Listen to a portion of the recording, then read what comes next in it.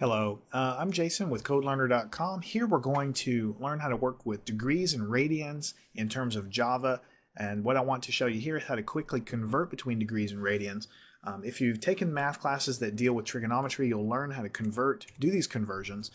They're not hard to do, but it's nice to have built-in functions to handle it. So let me show you in the math library, in the math class, I should say.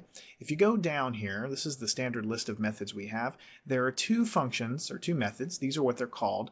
The first one is called 2degrees, and what you do is you pass it an angle in radians. And that's what that is. And for those of you who don't know, basically degrees, I think everybody has an idea. There's 360 degrees in a circle. Well, when you're doing math, a lot of times you don't deal with degrees, you deal with radians, which is dealing with, instead of degrees around a circle, it's how many radians are around the circle. So there's 2 pi radians in a circle, just like there's 360 degrees in a circle. It's exactly the same measure. It's just one of them's dealing with 360 divisions of a circle. One of them's dealing with units involving radians, which are involving pi.